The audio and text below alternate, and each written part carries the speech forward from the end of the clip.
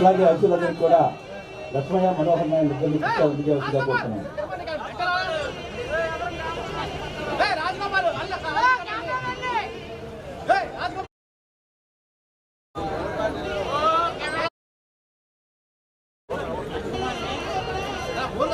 నేను ఇంకోసారి మాట్లాడిన కాబట్టి ఈ మీటింగ్ నేను ఈ మీటింగ్లో ఇంకోసారి మాట్లాడిన కాబట్టి పవన్ కళ్యాణ్ గారికి 2 మాటలు విన్నవించుకుందాం అనుకుంటున్నాను. అదేమిటంటే, ఆయన ఉప ముఖ్యమంత్రిగా ఉన్నారు, ఆయన కళాకారుడు. ఆంధ్రప్రదేశ్లో సుమారు 1000 గ్రంథాలయాలు ఉన్నాయి. ఆ గ్రంథాలయాలు కనీసం 500-600 గ్రంథాలయాలకి, గ్రామీణ గ్రంథాలయాలకి సొంత బిల్డింగ్లు ఉన్నాయి. కానీ గ్రంథాలయాలు మూసేసే పరిస్థితిలో ఉన్నాయి. వాటిని వైబ్రేట్గా చేయడానికి నేను ఒక 3 సంవత్సరాల క్రితం, 5 సంవత్సరాల క్రితం లాస్ట్ టైం చంద్రబాబు నాయుడు గారు చీఫ్ మినిస్టర్గా ఉండగా వస్తే ఆయనకు ఒక విన్నపం చేసి ఆయన అప్పుడు ఆమోదించారు. కానీ అమలు జరగలేదు. అదేమిటంటే, ఆ గ్రంథాలయాలని విద్యాశాఖలో ఉన్నాయి, వాటి సాంస్కృతిక శాఖలో తీసుకొని వాటిని ప్రాంతీయ సాంస్కృతిక కేంద్రాలు అభివృద్ధి చేయాలి. దానివల్ల అక్కడ ఉన్న ఒక కళాకారుడికి తను కూర్చోవడానికి ఒక చోటు ఏర్పడుతుంది. కళాకారులు, కవులు, రచయితలు అందరూ చేరడానికి ఒక ప్లేస్ ఏర్పడుతుంది. అది జిల్లా స్థాయిలో ఒక గ్రంథాలయం ఉంది, మండల స్థాయిలో ఒక గ్రంథాలయం ఉంది. రాష్ట్ర వ్యాప్తంగా సాంస్కృతిక శాఖ అద్భుతమైన వ్యవస్థ ఏర్పడుతుందని చెప్పి ఆ రోజు బుద్ధప్రసాద్ గారు కూడా స్టేజ్ మీద ఉన్నారు. ఆయన ఉన్న సందర్భంలో నేను ముఖ్యమంత్రి గారికి చెప్తే ఇమీడియట్గా ఆ స్టేజ్ మీద డైరెక్టర్ గారు పిలిచి, కల్చర్ గారిని పిలిచి దాన్ని అమలు చేయమని చెప్పారు. కానీ ప్రభుత్వంలో వాటిని పర్సూ చేసేంత శిక్ష సామర్థ్యాలు ఉన్న వ్యక్తులు కాదు. మా గొంతు చాలా చిన్నది. పవన్ కళ్యాణ్ గారి లాంటి ఒక వ్యక్తి మాకు అభిమానం అవటం వల్ల మా గొంతు విలువ పెరిగింది. అందుకని ఇలాంటి క్రిమి సూచనలైనా అమలు చేయమని, దానివల్ల గ్రంథాలయ పునరుజ్జీవనం జరుగుతుంది, ఆంధ్రప్రదేశ్ జరుగుతుందని చిన్న స్టెప్పే, దానివల్ల గొప్ప యంత్రాంగం కల్చర్కి ఏర్పడుతుందని చెప్పి వారికి వినిపిస్తున్నాను. ముందుగా జ్యోతి ప్రజ్వలన చేసి పవన్ కళ్యాణ్ గారు ఈ పుస్తక మహోత్సవం ప్రారంభమైందని ప్రకటిస్తారు. జ్యోతి ప్రజ్వలన పవర్ స్టార్ పవన్ కళ్యాణ్ గారు 35వ విజయవాడ పుస్తక మహోత్సవ వేడుకలను ప్రారంభిస్తారు. అత్యంత వేగంతో బలమైన పవనాలు వీచాయి వారి రాకతో. అంజనాదేవి పుత్రుడు అనిపించుకున్నారు. అయితే ఒక శక్తి కనిపిస్తోంది. అది వారాహి అమ్మవార, విజయవాడ కనకదుర్గమ్మ, పిఠాపురం పురుహోతిక అమ్మలు నడిపిస్తున్న శక్తియే మన ఉప ముఖ్యమంత్రి వర్యులు గౌరవనీయులు కొణిదెల పవన్ కళ్యాణ్ గారు. ఎక్కడ ఏం కావాలో, ఏ అవసరమైతే ఉంటుందో వెనువెంట ఉంటారు ఉప ముఖ్యమంత్రి వర్యులు శ్రీ కొణిదెల పవన్ కళ్యాణ్ గారు. మనం సినిమాల్లో వారిని పవర్ స్టార్ గా చూసాం. నిజ జీవితంలో పవన్ కళ్యాణ్ గారు రియల్ హీరో. ఆంధ్రప్రదేశ్ అభిమానుల ఇప్పుడు మా తెలుగు తల్లి ప్రార్థనా గీతం అందరూ స్టాండింగ్ ఓవేషన్ ఇవ్వాల్సిందిగా కోరుకుంటున్నాం. ప్రార్థనా గీతంతో మా తెలుగు తల్లికి మల్లెపూ దండ.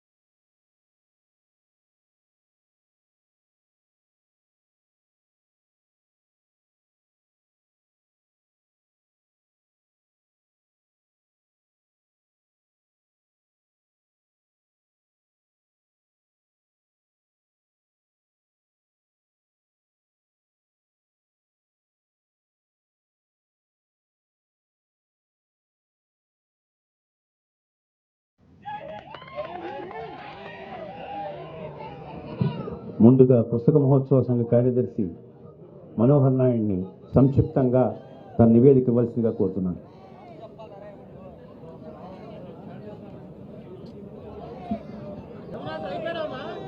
మిత్రులారా, పుస్తకానికి నమస్కారం. గత 4 సంవత్సరాలుగా తెలుగు పుస్తకం చాలా బాధతో ఉంది. ఈరోజు ఆ బాధ తీరిపోయింది. 3 సంవత్సరాల క్రితం విశాలందరికి వచ్చి చెప్పాడు తెలుగు ఉండాలి, తెలుగు పుస్తకం ఉండాలని. ఆ నాయకుడు ఈరోజు కూర్చున్నాడు మన పక్కన. తెలుగు పుస్తకాల కోసమే కాదు, ఆయన ఒక పెద్ద భాండాగారం. ఆయన యొక్క పుస్తక మహోత్సవం ఏర్పాటు చేయడానికి కోసం ఎంత దూరమైనా పోయి మాకు ఈ గ్రౌండ్ ఏర్పాటు చేశాడు. అదేవిధంగా గతంలో 13 జిల్లాల్లో మా పుస్తక మహోత్సవాలు నిర్వహించాం. అప్పుడు గవర్నమెంట్ మాకు సహకరించింది. 5 సంవత్సరాలుగా ఏమాత్రం సహకారం లేకపోగా గ్రంథాలయ సంస్థల్లో పుస్తకాలు కొని కూడా డబ్బులు చెల్లించలేదు. కానీ ఇప్పుడు ఆ పరిస్థితి ఉండదని చెప్పి దానికి ఒక మహోన్నత వ్యక్తి వచ్చాడు. ఖచ్చితంగా పుస్తకాల విలువను తెలియజేశారని చెప్పి తెలియజేస్తూ ముగిస్తున్నాను.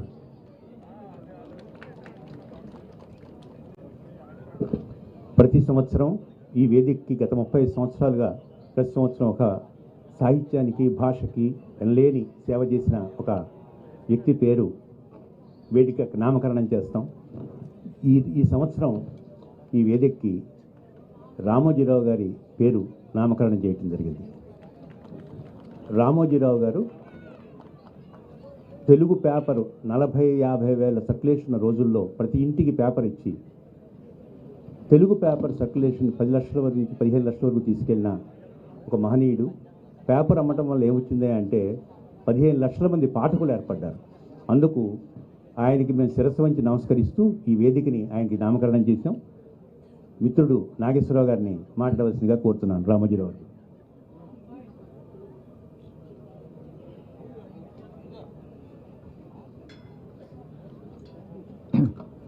పుస్తకాల పండుగకు విచ్చేసిన అందరికీ నమస్కారం. సభాధ్యక్షులు విజయ్ కుమార్ గారికి, పుస్తక ప్రియులు రాష్ట్ర ఉప ముఖ్యమంత్రి శ్రీ పవన్ కళ్యాణ్ గారికి, కృష్ణారావు గారికి, మా ఆప్తులు మండలి బుద్ధప్రసాద్ గారికి, శ్రీనివాసరావు గారికి, మనోహర్ నాయుడు గారికి, ఎంపీ కలిశెట్టి అప్పలనాయుడు గారికి, మనోహర్ నాయుడు గారికి అందరికీ నమస్కారం.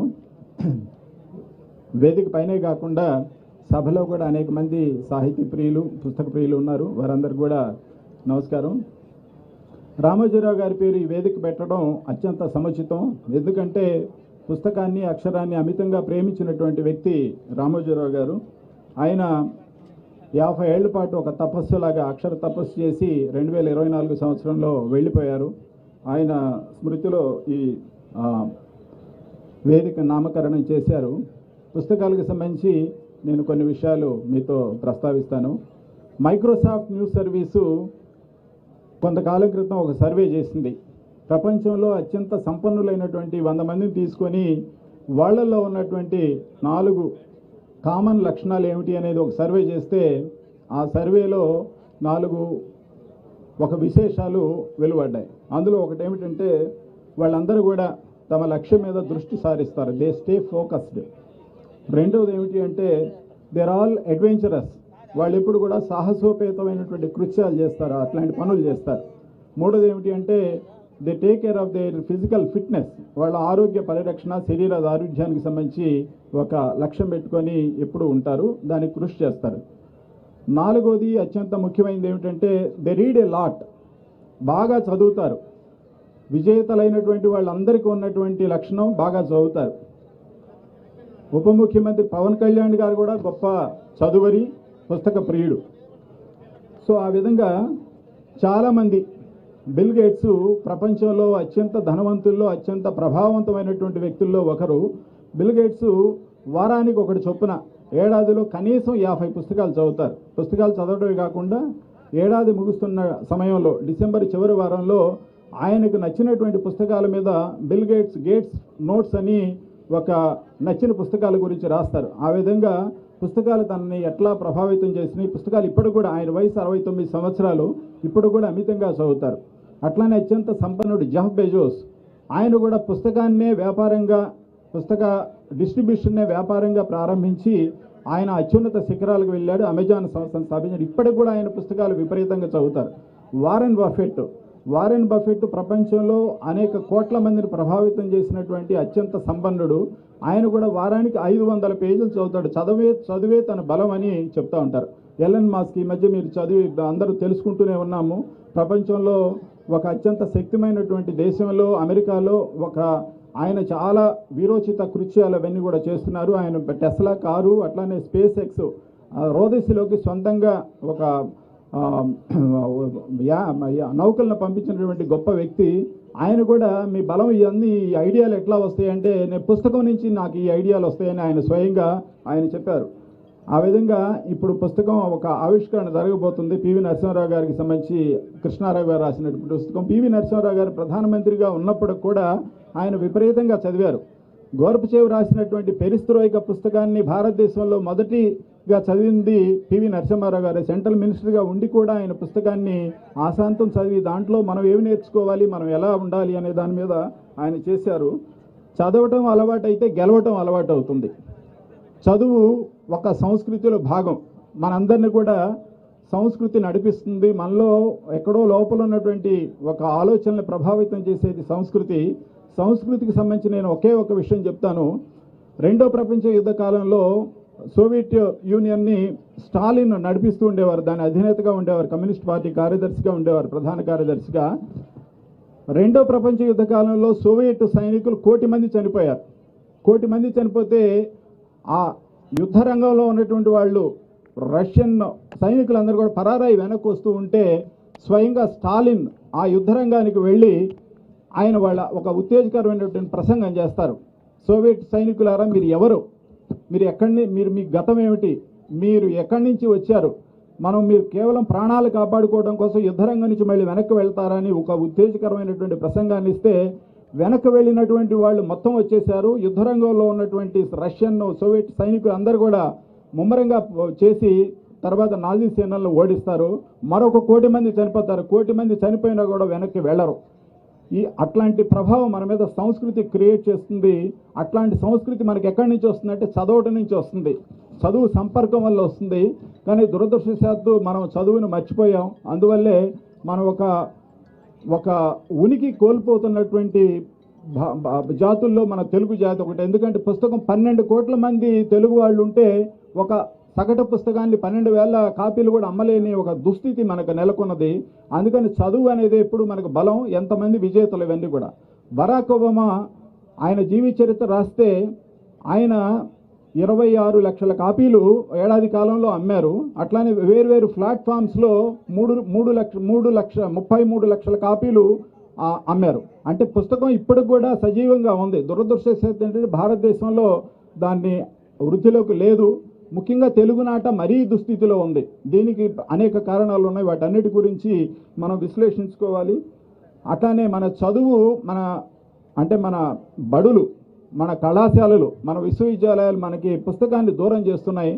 ఒక అత్యున్నతమైనటువంటి ఒక అభివృద్ధి సాధించినటువంటి దేశాలన్నీ కూడా వాళ్ళు పుస్తకానికి ప్రాధాన్యం ఇచ్చినాయి. ప్రపంచంలో అత్యున్నత విద్యా విధానాల్లో ఫిన్లాండ్ ఒకటి. ఫిన్లాండ్ అంత గొప్ప విద్యా విధానం ఎందుకు అంటే వాళ్ళు చదువుని, అంటే పుస్తకాన్ని ఒక భాగం చేశారు. కరికులంలో ఒక భాగం చేశారు, అందుకని అట్లా వచ్చినాయి. అనేక యూరోపియన్ దేశాలు, అమెరికాలో కూడా అంతే. అమెరికాలో ఇప్పటికి కూడా ఒక గ్రంథాలయ వ్యవస్థ పటిష్టంగా ఉంది, పుస్తకం పటిష్టంగా ఉంది. చాలామంది ప్రముఖులు బాగా చదువుతున్నారు, ప్రముఖులు రాస్తున్నారు. బరాక్ ఒబామా 2 సార్లు అమెరికా అధ్యక్షుడై పుస్తకం రాసి తన రాయల్టీలే కొన్ని కోట్ల రూపాయలు తనకు వస్తున్నాయి. పుస్తకాన్ని అమితంగా ప్రేమించారు, అందుకని ఆ జాతులు సజీవంగా ఒక కల్చరల్ ఫ్లో అది సాగుతూ ఉన్నాయి. అందువల్ల మనకి వాళ్ళ 10th క్లాస్ అయిపోయిన తర్వాత సోషల్ స్టడీస్ పూర్తిగా దూరం అవుతుంది. నేను చాలా కాలం జర్నలిజం స్కూల్ ప్రిన్సిపల్గా కూడా ఉన్నాను. అనేక మంది విద్యార్థులు, నవతరం విద్యార్థులు మేము ఇంటర్వ్యూ చేస్తున్నప్పుడు వాళ్ళు అసలు చదవటం పూర్తిగా మానేసినటువంటి దృష్టాంతాలు మాకు చాలా తెలుస్తూ ఉన్నాయి. పుస్తకాలు అసలు చదవటం లేదు. డిగ్రీ పాస్ అయినటువంటి విద్యార్థి ఒక పుస్తకం కూడా చదవకుండానే డిగ్రీ పూర్తి చేస్తున్నారు. ఇట్లాంటి దుస్థితి ప్రపంచంలో ఎక్కడా లేదు. కాబట్టి పుస్తకాన్ని మనం ఆదరించాలి, పుస్తకాన్ని కాపాడుకోవాలి. పుస్తకం ద్వారానే మనకు ఒక ఇన్డెప్త్ నాలెడ్జ్, నిగూఢమైనటువంటి పరిజ్ఞానం మనకు లభ్యం అవుతుంది. కాబట్టి పుస్తకాన్ని బాగా మనం ప్రేమించి, ఇప్పుడు ఉప ముఖ్యమంత్రి గారు కూడా పుస్తక ప్రియులు అన్నాం. నిజంగా మీరు ఆ ఎగ్జైట్మెంట్ అంతా చూస్తుంటే ఇక్కడ ఉన్నటువంటి అభిమానులు ఆయన నిజంగా అభిమానించే మీరందరూ కూడా పుస్తకం ఖచ్చితంగా చదవాలి, పుస్తకం కొని చదవాలి, పుస్తకాన్ని ఆదరించాలి, పుస్తకాన్ని ప్రేమించాలి, పుస్తకాన్ని ప్రోత్సహించాలి. ఇక అందువల్ల మనం కూడా ఒక లక్ష్యం పెట్టుకొని పుస్తకాలు చదివితే, ఉప ముఖ్యమంత్రి గారి అభిమానులు కూడా ఎక్కువ మంది యూత్ కాబట్టి నేను చాలామందికి చెప్తుంటా, డిగ్రీ 3 ఏళ్ళు, BA BCom BSc చదివితే 36 నెలలు, అట్లానే బీటెక్ చదివితే 48 నెలలు. నెలకొక పుస్తకం చదివి, నేను డిగ్రీ సమయంలో చదివినటువంటి 48 పుస్తకాలు ఇవి అని ఒక మీ రెజ్యూమేకి ఒక జత చేస్తే మీకు ఎవరు ఉద్యోగం ఎవరో నాకు చెప్పండి. ఖచ్చితంగా అట్లాంటి ప్రభావం పుస్తకం మీద ఉంటుంది. కాబట్టి ఇక్కడ ఉన్నటువంటి విద్యార్థులు అందరూ కూడా మళ్ళీ ఇక్కడ పండగ 12వ తారీఖు దాకా జరుగుతుంది కాబట్టి మీరు ఇవాళే కొనుక్కోండి. నిజమైనటువంటి అభిమానం అది. అంబేద్కర్ కూడా బాగా చదువు ద్వారానే మనలో ఒక నైపుణ్యం వస్తుంది. నైపుణ్యమే మనకు ఆత్మవిశ్వాసాన్ని కలిగిస్తుంది. నైపుణ్యం ద్వారానే మన దారిద్ర్యం నుంచి, దాస్యం నుంచి బయటపడతామని చెప్పారు. కాబట్టి అట్లాంటి మహనీయుల్ని ఆదరించే వాళ్ళందరూ కూడా బయటికి రావాలి. గాంధీజీ కూడా పుస్తకాన్ని చివరి వరకు, పత్రికని ఆయన 4 పత్రికలకు సంపాదకుడుగా ఉన్నారు. ఆయన పుస్తకం రాశారు, సత్యశోధన అనే పుస్తకం ఆయన రాశారు. ఆ పుస్తకం ప్రపంచంలో అతి ఎక్కువ మందిని ప్రభావితం చేసినటువంటి పుస్తకాల్లో సత్యశోధన ఒకటి. అందుకని పుస్తకం మన మీద చాలా ప్రభావం చూపుతూ ఉంటుందన్నమాట. సో నేను ఈ ఉప ముఖ్యమంత్రి గారు ఇక్కడ ఉన్నారు కాబట్టి మన విద్యా విధానంలో కూడా పుస్తకాన్ని ఒక భాగం చేయమని వారికి విజ్ఞప్తి చేస్తున్నాను. ఎందువల్ల అంటే world association of news papers వాళ్ళ అధ్యయనం ప్రకారం 12వ సంవత్సరం చదివే అలవాటు ఏర్పడుతుంది. అప్పటి వరకు నేర్చుకోవడం, బొమ్మలు వేయటం, రంగులు వేయటం ఇవే ఉంటాయి. కానీ 12వ తరగతిలో అంటే 12వ సంవత్సరంలో అంటే 7వ తరగతి వయసులో మనుషుల్లో వికాసం మొదలవుతుంది. అప్పుడు పుస్తకం అన్ని పరిచయం చేయాలి, పత్రికని పరిచయం చేయాలి. మనం ఎప్పుడైతే జూన్ జూలై నెలల్లో విత్తనాన్ని నాటుతామో 12వ ఏటలో పుస్తకాన్ని కనుక అలవాటు చేస్తే జీవితాంతం అది అంటిపెట్టుకొని ఉంటుంది. అదనులో నాటు వేసినట్టే, అదనులో విత్తనం వేసినట్టుగానే 12వ ఏట వచ్చినప్పటి నుంచి పిల్లలకు పరిచయం చేశారు. ఎక్కువ మంది తల్లిదండ్రులు ఉన్నారు కాబట్టి, టీచర్స్ ఉన్నారు కాబట్టి పుస్తకాన్ని మీ కరికులంలో, మీ జీవితంలో, మీ ఇంట్లో భాగం చేయండి. మీ అల్మారాలో ఎక్కువ పుస్తకం ఉంటే అది మంచి ఇల్లుగా మీరు చేయండి. మంచి ఇటుకలు మంచి ఇల్లును నిర్మిస్తాయి, మంచి పిల్లలు మంచి దేశాన్ని నిర్మిస్తారు. మంచి పిల్లలు ఎట్లా తయారవుతారు అంటే చదవటం ద్వారానే అవుతారు. కాబట్టి పుస్తకం అనేది చాలా చాలా ముఖ్యమైనటువంటిది. చాలామంది విజేతలు భారతదేశంలో కూడా చాలా ముఖ్యమైనది. ఇందాక మనం అనుకున్నాము, ఈనాడు రామోజీ రావు గారు ఆయన బాగా చదువుతారు. చదివే వ్యక్తుల్లో చాలా అతి ముఖ్యమైనటువంటి వ్యక్తి. వారు బాగా చదువుతారు, పేపరే కాదు పుస్తకాలు బాగా చదువుతారు, అంత సాహిత్యం అంతా చదువుతారు. చాలా చాలా చదివే అలా వచ్చారు. ఆయనకి ఈ వేదిక పేరు పెట్టడం చాలా గొప్ప విషయం. ఆయన గురించి ఈనాడుకు సంబంధించినటువంటి first reader, the best reader కూడా రామోజీరావు గారే. రామోజీరావు గారు ఉదయం 3:30 సమయంలో లేస్తారు, 4 నుంచి 6 గంటల వరకు న్యూస్ పేపర్స్ చదువుతారు, ముఖ్యంగా ఈనాడు చదువుతారు. ఆయన జిల్లా పత్రికలు 1989లో జిల్లా పత్రికలు ప్రారంభించినప్పుడు 23 జిల్లాలకు 23 పత్రికలు ఉండేవి. విజయవాడ, విశాఖపట్నం, హైదరాబాద్కి గుంటూరుకి స్పెషల్ ఎడిషన్స్ ఉండేవి. 23+3 26 పత్రికలు ఆశాంతం ప్రతిరోజు చదివేవారు. ఎక్కడ ఏ టూర్ వెళ్ళినా కూడా చదివేవారు. చదవడం అనేది ఆయన గెలవటానికి చదవడం ఒక ప్రధానమైనటువంటి ఆలంబన. అయితే విజయ్ కుమార్ గారు నన్ను అడిగారు. సో ఆయన సర్క్యులేషన్లో 4 సంవత్సరాల్లోనే నెంబర్ 1 దినపత్రికగా ఎదిగి ఈ ఊర్లోనే 1978 మే 1వ తారీఖున 74లో ఈనాడు ప్రారంభమైతే 78 మే డే రోజు అంటే మే 1వ తారీఖు విజయవాడ ఎడిషన్ ప్రారంభమైంది. ఆ రోజు 1,00,000 కాపీలతోటి నెంబర్ 1 పేపర్ అయింది. అప్పటి నుంచి ఇప్పటి వరకు కూడా వెనక్కి తిరిగి చూడలా. దానికి కారణం ఏమిటి అంటే పత్రిక నిత్యం ఒక వైవిధ్యభరితంగా రావటం. ఇన్నోవేషన్ అనేది ఎప్పుడు కూడా ఏ ఇండస్ట్రీకైనా సరే ఇన్నోవేషన్ అనేది ముఖ్యం. పత్రికలు నిత్యం అట్లాంటి ఇన్నోవేషన్ ప్రారంభించారు, చేశారు. అట్లానే మార్కెటింగ్గా కూడా, అంటే అప్పటి వరకు సొంతంగా ఒక ట్రాన్స్పోర్ట్ నెట్వర్క్ ఉండేది కాదు. బస్సుల్లో రైళ్లల్లో పేపర్ పంపించేవారు. కానీ నిత్యం ఉషోదయంతో సత్యం నినదించుగాక అనే ఒక నినాదం పెట్టుకొని ఖచ్చితంగా తెల్లవారేసరికి సూర్యోదయానికి ముందే ఈనాడు తలుపు తట్టాలి, సూర్యకిరణాలు ప్రసరించే ముందే ఈనాడు ఆ ఇంటి గడపకు చేరాలి అన్న ఒక పెట్టుకొని దాని లాజిస్టిక్స్ ఇక్కడ పేపర్ ప్రింట్ చేసి డెస్టినేషన్కి ఎంత టైం అవుతుంది దాని ప్రకారం ఇక్కడ ప్రింట్ చేసి చేసేవారు. ఆ విధంగా మార్కెటింగు, ఇన్నోవేషను, అట్లానే ఎప్పుడు కూడా పాఠకుడు కొత్తదనం కోరుకుంటాడు. న్యూస్ పేపర్ అంటే ఏమిటి? న్యూస్ అంటే నార్త్, ఈస్ట్, వెస్ట్, సౌత్ అంటారు. అది తర్వాత పెట్టుకున్నటువంటి నిర్ణయం. న్యూస్ అంటే కొత్త, న్యూకి కొత్త, దానికి ప్లోరల్. న్యూ అంటే న్యూకి ప్లోరల్ న్యూస్ కాబట్టి కొత్తగా ఇవ్వాలి, తాజాగా ఇవ్వాలి. దాంతో ఎప్పుడు కూడా తాజా వార్తల కోసం అప్పట్లో టెలిప్రింటర్స్ పెట్టుకోవటం, ఫోటోలు తెచ్చుకోవటం, ఇవన్నీ కూడా సొంతంగా ఫోటోగ్రాఫర్స్ నిర్మించుకోవడం. అప్పటి వరకు సొంతంగా ఫోటోగ్రాఫర్లు న్యూస్ పేపర్స్కి ఉండేవారు కాదు.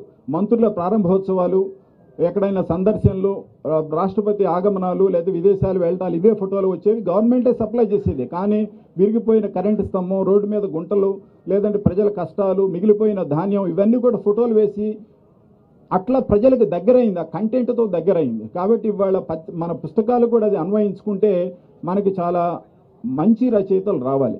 చాలామంది మంచి రచయితలు ఉన్నారు. కానీ బాగా ఇప్పుడు ఉప ముఖ్యమంత్రి గారు లాంటి వాళ్ళు, ఇంకా అనేక మంది ఒక ప్రాచుర్యం పొందినటువంటి వాళ్ళు కూడా పుస్తకాలు రాయాలి. పుస్తకాలను బాగా విరివిగా తీసుకెళ్ళాలి. ప్రభుత్వ ఆదరణకు తోడు ప్రజల్లో కూడా ఒక ఉద్యమ స్థాయిలో అవి రావాలి.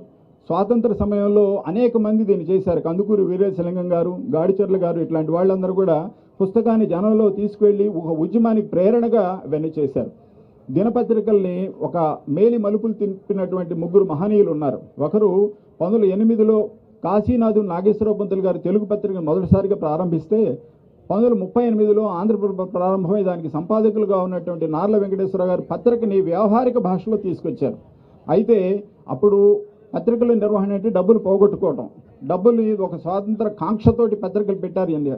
కానీ 1974లో ప్రారంభించినటువంటి ఈనాడు పేపరు పత్రిక తన సొంత కాళ్ళ మీద నిలబడాలి. ఏ బిజినెస్ అయినా కూడా సొంత కాళ్ళ మీద నిలబడినప్పుడే అది సస్టైన్ అవుతుంది, సుస్థిరంగా సాగుతుంది అన్న ఉద్దేశంతో పత్రిక తన కాళ్ళ మీద నిలబడేలాగా చేసినటువంటి గొప్ప వ్యక్తి రామోజీరావు గారు. ఆ విధంగా పత్రికా రంగాన్ని భారతదేశంలోని తెలుగు పత్రికలకి ఎనలేని ప్రాచుర్యం తీసుకొచ్చారు. ఇవాళ మన తెలుగు వాళ్ళు 10% కంటే తక్కువే ఉన్నారు. కానీ మనం ఇవాళ 5th లార్జెస్ట్ న్యూస్ పేపర్, దేశంలో అత్యంత ప్రాచుర్యం ఉన్నటువంటి దినపత్రికల్లో మన ఈనాడుకి 5వ స్థానం ఉంది. ఇది ఈనాడు ఖ్యాతి కాదు, తెలుగు వాళ్ళ ఖ్యాతి, తెలుగు రాష్ట్రాల ఖ్యాతి. ఈ విధంగా చాలా విస్తృతి పొందింది. అట్లానే భారతదేశానికి సంబంధించినటువంటి అన్ని ఛానల్స్ని ఒక కుగ్రామం, అనాజ్పూర్ అనే ఒక కుగ్రామం నుంచి అక్కడి నుంచి ఈటీవీ ఛానల్స్ అన్నీ కూడా ప్రసారం అవుతున్నాయి. అట్లానే ఈటీవీ భారత్ ఛానల్స్ వస్తున్నాయి. ఈటీవీ ఛానల్స్ అన్నీ కూడా ఆ గ్రామం నుంచే అక్కడ ప్రసారాలు అవుతున్నాయి, హైదరాబాద్ శివారు గ్రామంలో. ఈ విధంగా మన పుస్తకాన్ని, మన న్యూస్ పేపర్లో వచ్చినటువంటి ఏదైతే మార్కెటింగ్ స్ట్రాటజీస్, ఏవైతే కంటెంట్ స్ట్రాటజీస్, ఏదైతే ఇన్నోవేషన్ స్ట్రాటజీస్ మనం అమలు చేసామో అవి కనుక మనం అమలు చేసేటైతే పుస్తక రంగం కూడా అమితంగా ప్రాచుర్యం పొందుతుంది, జనానికి వెళ్తుంది. ఎందుకంటే పుస్తకమే మన బలం, పుస్తకమే మన నుంచి మన నెక్స్ట్ తరానికి మన భావజాలాన్ని అందజేస్తుంది. కాబట్టి పుస్తకాన్ని అమితంగా ప్రేమించి దాన్ని విస్తృతి పరచడానికి మీరు చేయండి. ఆ ప్రయోగాలు కూడా రచయితలు చేయాలని మనస్ఫూర్తిగా కోరుకుంటూ, ఇక్కడ మనకు కొన్ని కొరత ఉన్నది, అనువాదకుల కొరత ఉన్నది. అనువాదకులు మనకి నాణ్యమైనటువంటి అనువాదకులు లేరు. ఆ అనువాదంలో కూడా మన విశ్వవిద్యాలయాలు ఒక శిక్షణ ఇచ్చి దాన్ని కూడా పెంచితే ప్రపంచ సాహిత్యం అంతా కూడా మన దగ్గరకు వస్తుంది, మన సాహిత్యం బయటకు వెళ్తుంది. రెండు కూడా ముఖ్యం. ఇప్పుడు కన్యాశుల్కం భారతదేశంలో అన్ని ప్రాంతాల్లోకి వెళ్ళాలి. బరాక్ ఒబామా రాసినటువంటి తన జీవిత చరిత్ర ప్రపంచంలో 40 దేశాల్లో 40 భాషల్లో అనువాదం అయింది. అట్లాంటి ప్రేమచంద్ రాసినటువంటి సాహిత్యం భారతీయ భాషలో నిండింది. మన దగ్గర కందుకూరి, గురజాడ అప్పారావు ఇట్లాంటి మహోన్నత రచయితలు రాసినటువంటి సాహిత్యం మనమే ఇతర భాషల్లోకి, ఇతర భారతీయ భాషల్లోకి, ప్రపంచ భారతదేశ భాషల్లోకి వెళ్ళాలి. మనకి అనువాదకుల కొరత ఎంత ఉందంటే ప్రపంచం మొత్తాన్ని ఇన్స్పైర్ చేసినటువంటి గాంధీజీ ఆత్మకథ సత్యశోధన మనకి మంచి పుస్తకం మొన్నటి వరకు లేదు. ఎప్పుడో 1930s నుంచి 3-4 రచయితలు చేశారు, కానీ ప్రజలకు అర్థమయ్యే భాషలో, సరళమైనటువంటి భాషలో ఇప్పటి వరకు లేదు. అట్లాంటి రచయితలు, అట్లాంటి అనువాదకులు మనకు కావాలి. ఒరిజినల్ థింకర్స్ రావాలి. మన దగ్గర ఎంతో అపారమైనటువంటి మేధస్సు ఉన్నటువంటి శాస్త్రవేత్తలు ఉన్నారు, విదేశాల్లో వెళ్ళినటువంటి శాస్త్రవేత్తలు ఉన్నారు. వాళ్ళందరూ కూడా తమ అనుభవాల్ని, అభిప్రాయాల్ని తెలుగులోకి కనుక రాస్తే మనకు కూడా పుస్తక రంగం బాగా వ్యాప్తి చెందుతుంది. పుస్తకాన్ని ఒక ఉద్యమంగా జనాలకు తీసుకువెళ్ళాలి. ఇట్లాంటి పుస్తక ప్రదర్శనలు గత 35 సంవత్సరాలుగా విజయవాడలో జరుగుతున్నటువంటి పుస్తక ప్రదర్శనలు దానికి దోహదపడుతున్నాయి. ఇది ఇట్లా కాకుండా ఒక ఉద్యమ స్థాయిలో ఇట్లాంటివి ప్రతి జిల్లాలో వచ్చి ప్రతి చోటకు వెళ్ళి పుస్తకాన్ని ఒక స్నేహితుల్లాగా చేస్తే, పుస్తకాలు ఇల్లు దేవాలయం లాంటిది, అట్లా ఆ భావనతోటి దీన్ని కనుక ముందుకు తీసుకువెళ్ళినట్టయితే అప్పుడు మన తెలుగు పుస్తకం కూడా పరిడవిల్లుతుంది. అది మన జాతికే చాలా మంచిది. మనం ఎందుకంటే అమెరికాలో ఉన్నటువంటి నలుగురు ప్రవాస భారతీయులు ఒకరు తెలుగువారు కాబట్టి మన వాళ్ళు అక్కడికి తీసుకెళ్ళడానికి చేయాలని మనస్ఫూర్తిగా కోరుకుంటూ, తెలుగు పుస్తకాన్ని మీరందరూ ప్రేమించి ఆదరిస్తారని మనస్ఫూర్తిగా కోరుకుంటాను. Thank you. Thank you Nageswara Rao. భారతదేశంలో అత్యున్నత సాహితీ సంస్థ, భారతీయ భాషలన్నింటిలోనూ పుస్తకాలు ప్రచురిస్తున్న సంస్థ. ఆ సంస్థకి ఒక తెలుగువాడు కార్యదర్శి కావటం, అది 12 సంవత్సరాలుగా పనిచేసి ఉన్మేషాలు లాంటి అద్భుతమైన ప్రపంచ సాహిత్య సదస్సును నిర్వహించిన శ్రీనివాసరావు గారికి ఉన్నారు.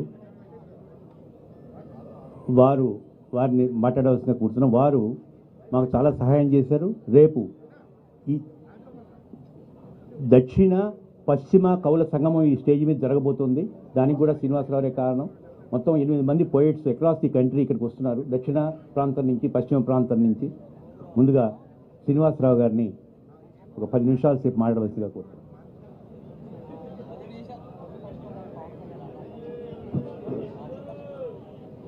గౌరవనీయులు ఆంధ్రప్రదేశ్ రాష్ట్ర ఉప ముఖ్యమంత్రి వర్యులు శ్రీ కొణిదెల పవన్ కళ్యాణ్ గారు, ఈనాడు పత్రికా సంపాదకులు శ్రీ ఎం నాగేశ్వరరావు గారు, కేంద్ర సాహిత్య అకాడమీ సభ్యులు మరియు ఎంఎస్కో ప్రచురణకర్త శ్రీ విజయ్ కుమార్ గారు, ఆంధ్రజ్యోతి పత్రిక సహ సంపాదకులు శ్రీ ఏ కృష్ణారావు గారు, అలాగే శ్రీ పార్లమెంటు సభ్యులు శ్రీ కనిశెట్టి అప్పలనాయుడు గారు, మా కాన్స్టిట్యుయెన్సీ ఎమ్మెల్యే గారు శ్రీ మండల్ బుద్ధప్రసాద్ గారు, ఈ సభకు హాజరైన పుస్తక ప్రియులు, పత్రికా విలేకరులకు అందరికీ నేషనల్ అకాడమీ ఆఫ్ లెటర్స్గా ప్రసిద్ధిగాంచిన కేంద్ర సాహిత్య అకాడమీ పక్షాన ముందుగా శుభాభినందనలు మరియు ఆంగ్ల నూతన సంవత్సర శుభాకాంక్షలు.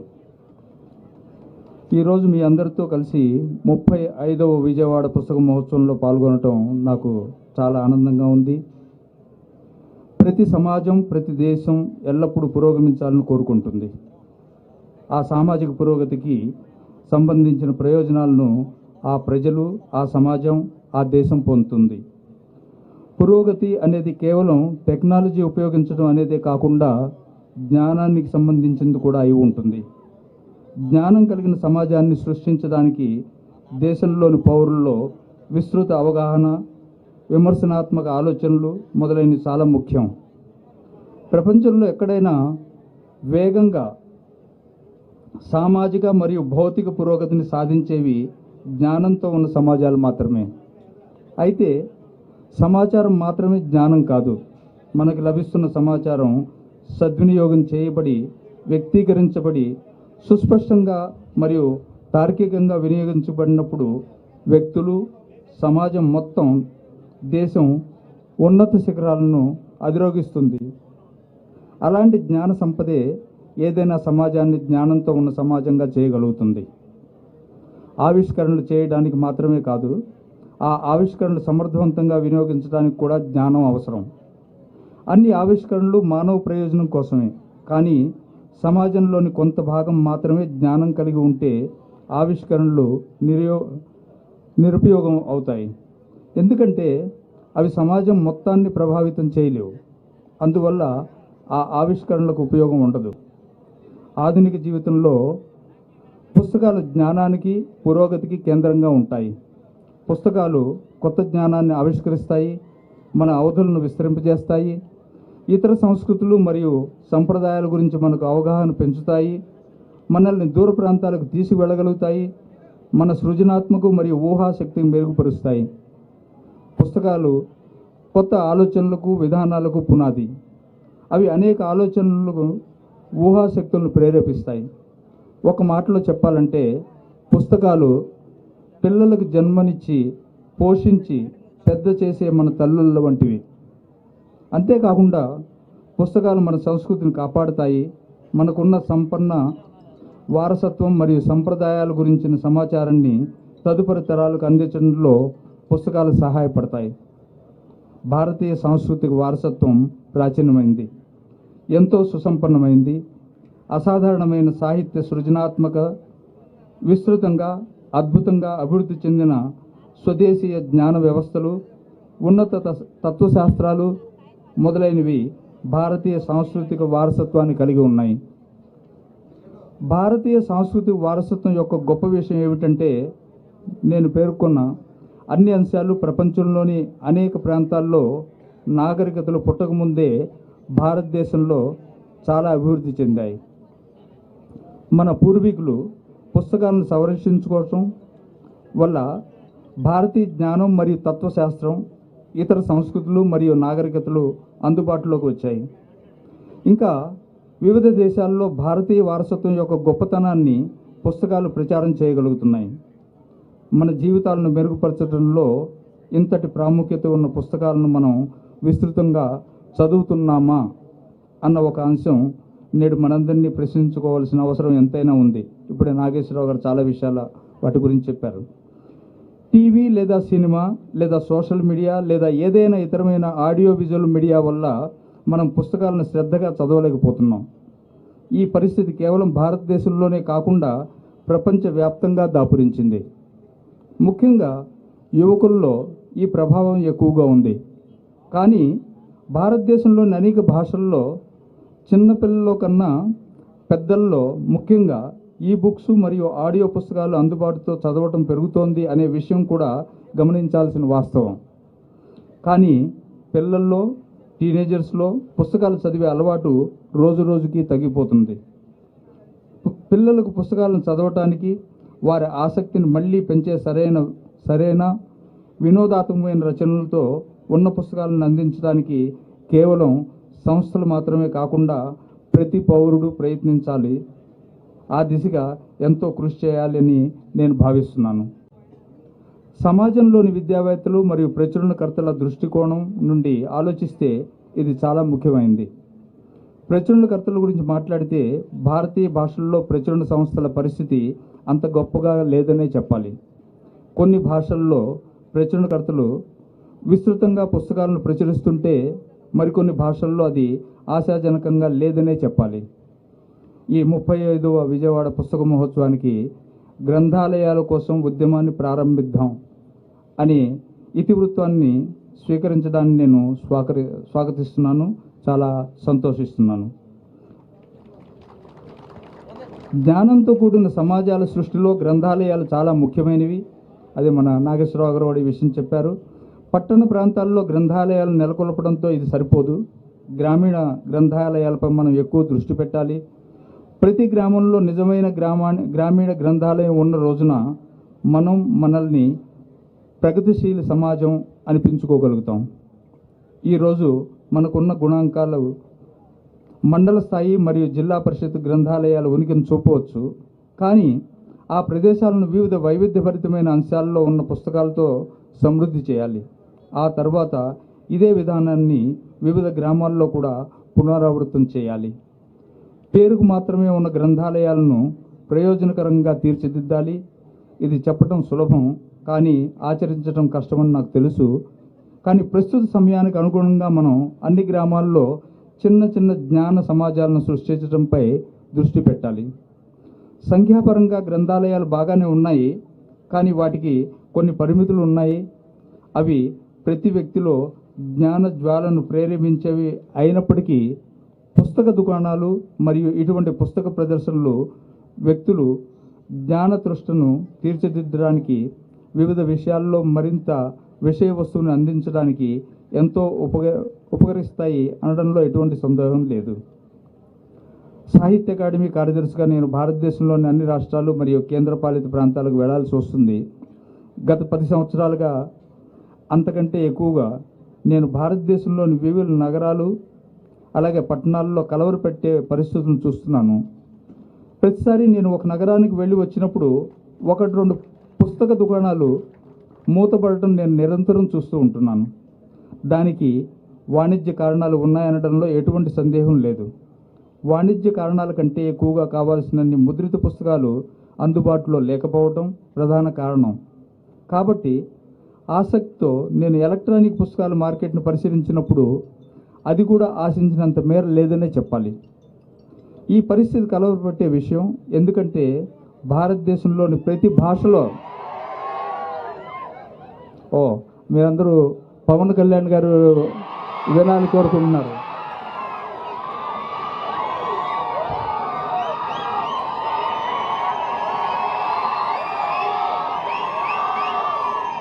ఓకే, విజయవాడ బుక్ ఫెస్టివల్ వారు నన్ను పిలిచినందుకు వారికి ధన్యవాదాలు.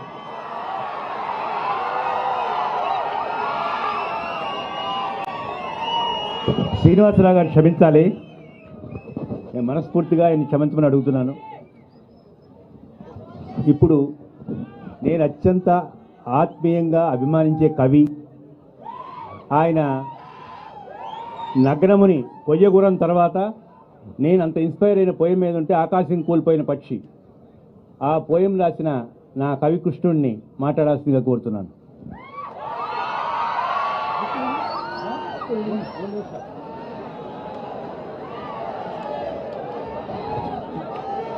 హలో, తుఫాను పక్కకుండగా అలలు ఎవరు పట్టించుకుంటారు? పివి నరసింహారావు గారు ఒక ధిక్కార స్వరం. పివి నరసింహారావు గారు ఒక ధిక్కార స్వరం. బాలరసాల సాలనో పల్లవ కోమల కావ్య కన్యకను కూడలకిచ్చి ఆ పడుపు కూడు భుజించుట కంటే సత్కములు హాలికులైననేమి గహనాంతర సీమల కందమూల కౌద్దాలికులనేమి నిజదార సుతోదర పోషణార్థమై. ఆ ధిక్కార స్వరం తెలుగునాట కొద్ది మందికే ఉంటుంది. పివి నరసింహారావు గారు ఎంతో కాలం ఓపిక పట్టి ఎన్నో ఏండ్లు స్వాతంత్ర సమరయోధులుగా ఉన్నప్పటికీ ఆయనకు ముఖ్యమంత్రి పదవి కొన్ని దశాబ్దాల తర్వాత దక్కింది. ప్రధానమంత్రి పదవి ఇంకొన్నో దశాబ్దాల తర్వాత దక్కింది. ఒక ఓపిక, సంయమనం, bide your time hide your strength అన్నారు. ఆ bide your time hide your strength నేను చాలా కొద్ది మందిలో గమనించాను. ఒకటి పివి నరసింహారావు గారు, తర్వాత చంద్రబాబు నాయుడు గారు. ఆయన కూడా ఎంతో పోరాడారు. 8 సంవత్సరాలు ముఖ్యమంత్రిగా ఉన్నారు, మళ్ళీ ఓడిపోయారు, మళ్ళీ రాష్ట్ర విభజన జరిగింది, మళ్ళీ వచ్చారు ఒక తుఫాను లాగా. మరో తుఫాను, 3వ వ్యక్తి పవన్ కళ్యాణ్. ఆయన నేను ఢిల్లీలో కలిసినప్పుడు మీరు 2 నియోజకవర్గాల్లో ఓడిపోయారు కదా, మళ్ళీ మీరు రాజకీయాల్లో ఉంటారా అన్నాను. కానీ ఆయన నెక్స్ట్ డే నుంచే విశాఖపట్నంలో మొదలుపెట్టాడు. ఆయన నెక్స్ట్ డే నుంచే విశాఖపట్నంలో జనంతో మాట్లాడుతూ ఆయన గమనించాడు. ఆ జనంలో కలిసిపోతూ గమనించాడు. ఆ జన వెల్లువ కావాలంటే ఇవాళ ఉప ముఖ్యమంత్రి కాగలిగాడు ఆయన. Bide your time hide your strength.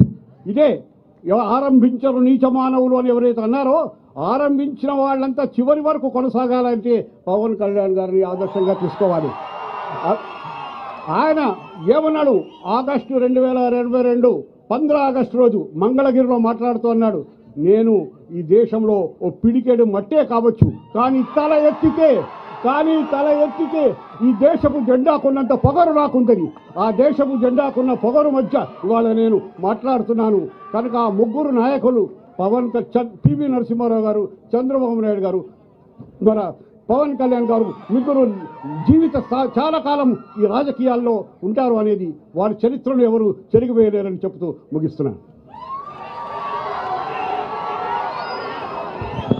Thank you Krishna Rao. ఇప్పుడు పివి నరసింహారావు వారి పుస్తకావిష్కరణ చేయవలసిందిగా సాహిత్య అకాడమీ వాళ్ళు ప్రచురించిన పుస్తకాన్ని ఆవిష్కరించాలి పవన్ కళ్యాణ్ గారు. వారిని ఆవిష్కరించవలసిగా కోరుతారు.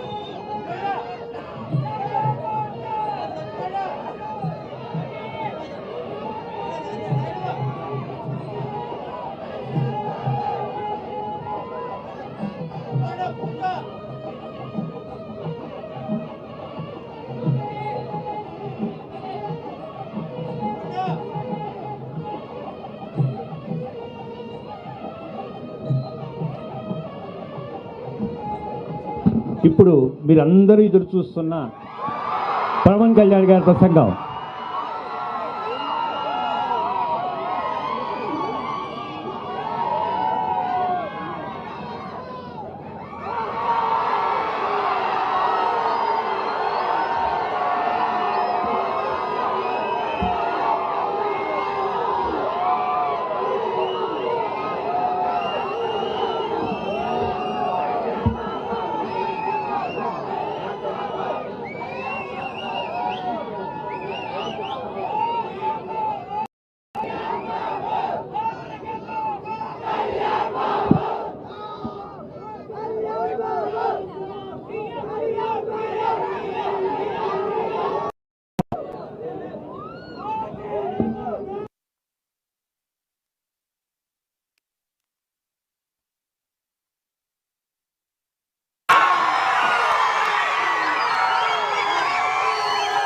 విజయవాడలో ఈ పుస్తక మహోత్సవ కార్యక్రమానికి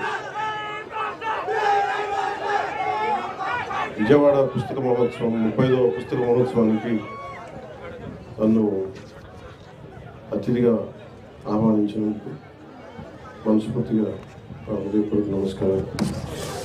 ఇక్కడ చేసిన పాత్రికేయులకి, విశిష్టమైన అతిథులకి, ఇక్కడ చేసిన అభిమానులందరికీ హృదయపూర్వక నమస్కారం. అలాగే కృతివెంటి శ్రీనివాసరావు గారికి, మానికొండ నాగేశ్వరరావు గారికి, అప్సరస కృష్ణారావు గారికి, శ్రీ లక్ష్మయ్య గారికి, మనోహర్ నాయక్ గారికి మనస్ఫూర్తిగా నా హృదయపూర్వక నమస్కారం. అలాగే ఎంఎస్కో విజయ్ కుమార్ గారికి నా ప్రత్యేకంగా నాకు ధన్యవాదాలు తెలియజేసుకుంటాను. విజయవాడ బుక్ ఫెస్టివల్ మున్సిపల్ స్టేడియంలో గత సంవత్సరాలుగా నిర్వహిస్తూ నన్ను ఆహ్వానించారు. ముందు ఆహ్వానించినప్పుడు నేను అడిగాను, ఎక్కడ ఇది అంటే వేరే స్టేడియం పేరుతో చెప్పారు నాకు. దేనికి అంటే రెగ్యులర్గా ఉండే మున్సిపల్ స్టేడియం ఇవ్వట్లేదు, దీనికి అంటే any municipal stadium basically sports కోసం కదా స్టేడియంస్ ఉన్నాయి, అందుకని పుస్తకాలకి మన బుక్ ఎగ్జిబిషన్ మేము అందుకని ఇవ్వట్లేదు అనేది ప్రభుత్వ అధికారులు చెప్పారని మనోహర్ నాయుడు గారు నా దృష్టికి తీసుకొస్తే వెంటనే మున్సిపల్ అడ్మినిస్ట్రేషన్ సెక్రటరీ గారికి, కన్నబాబు గారికి, అలాగే గౌరవ మంత్రి honourable minister for municipal administration and urban development వారికి కూడా తెలియజేశాను. పొంగూరు నారాయణ గారికి కూడా ఖచ్చితంగా మున్సిపల్ స్టేడియంస్ రన్నింగ్ కావచ్చు, స్పోర్ట్స్ కావచ్చు. నేను చెప్పింది ఎందుకు ఇవ్వాలి మనం దీనికి అని అనడానికి నేను ఒకటే మాట చెప్పాను, books are the training weights for the mind. శారీరక దారుఢ్యానికి పరిగెట్టడాలు ఇవన్నీ ఎంత అవసరమో పుస్తకాలు కూడా training weights of the mind. అందుకని ఆ మాట చెప్పగానే వెంటనే పర్మిషన్ ఇచ్చినందుకు ముందుగా కన్నబాబు గారికి, పొంగూరు నారాయణ గారికి మనస్ఫూర్తిగా నా ధన్యవాదాలు తెలుపుతాను. ఎందుకంటే మీకు ఎందుకు ఇక్కడే ఉండాలంటే మీకు అందుబాటులో ఉంటుంది, ఇక్కడ సిటీ మధ్యలో ఉండాలి, మీరు రావడానికి బాగుంటుంది. నాకు ఇందాక నుంచి నా పరిస్థితి ఎలా ఉంది అంటే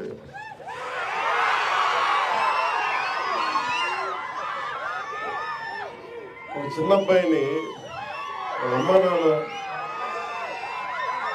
ఒక ఆట స్థలం, ఒక క్రీడా స్థలానికి తీసుకెళ్ళి కానీ, ఒక టాయ్ షాప్కి తీసుకెళ్ళి కానీ, ఒక బొమ్మల దుకాణానికి తీసుకెళ్ళి కానీ అతన్ని కూర్చోబెట్టి అలాగే అతని కంట్రోల్గా పక్కన కూర్చోబెడితే వచ్చిందేమో బొమ్మలు చూడటానికి, కొనుక్కోవడానికి. ఇవన్నీ తల్లిదండ్రులు కూర్చొని హోల్డ్ చేసి మిగతా మాట్లాడితే ఎలా ఉంటుందో నా పరిస్థితి ఎలా ఉంది. చుట్టుపక్కల పుస్తకాలు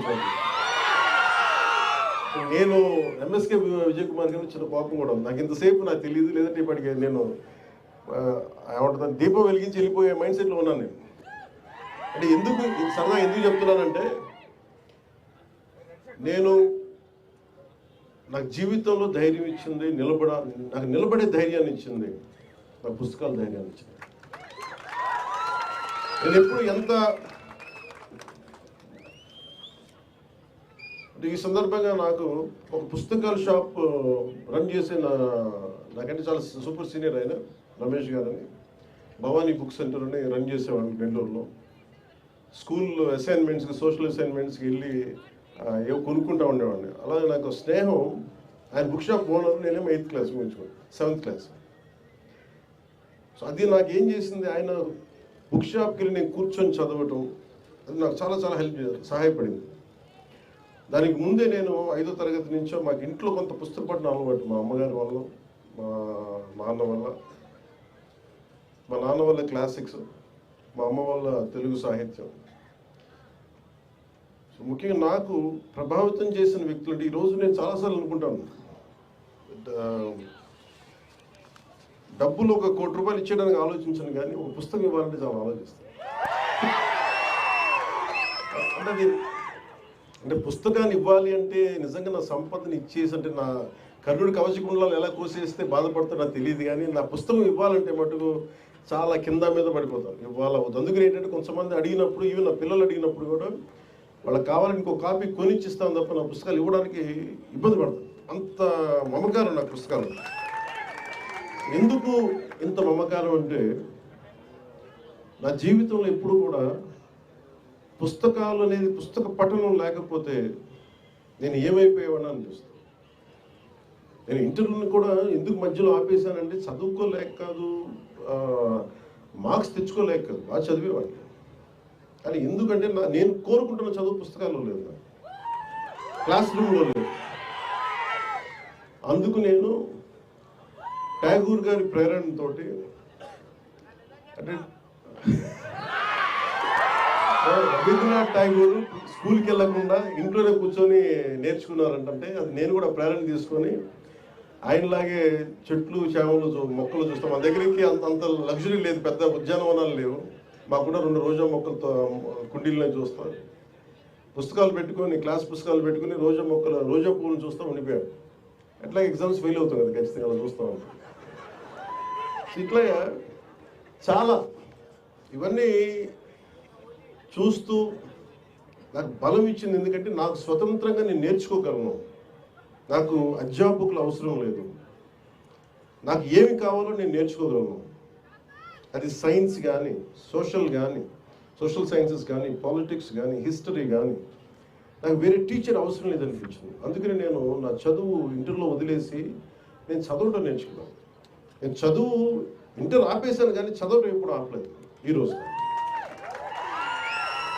ఓడిపోయినా ఎందుకు శక్తి ఉంటుంది, ఓటమిలో కూడా ఎందుకు శక్తి ఉంటుంది అంటే, ఇందాక చెప్పాను కదా, books are the training weights of our mind అని.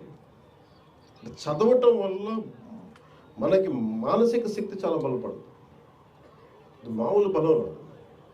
నేను చాలా సంపాదించాను అని అనుకున్నప్పుడు నాకు నిజంగా సినిమాలు గొప్ప విజయం సాధించడం నాకు ఎప్పుడు ఆనందం కలదు. మా వదిన కానీ, మా అన్నయ్య దగ్గరికి వెళ్ళిన, అంటే నాకు ఈ బుక్ ఫేర్కి రాగానే నాకు ఎక్కడో మద్రాసులో, ఇప్పుడు చెన్నైలో ఒక తెలుగు ఇట్లాగే బుక్ ఫేర్కి వెళ్ళేవాడు. అక్కడ బుక్ ఫేర్ జరిగేది, తెలుగు సెక్షన్ కూడా ఉంది.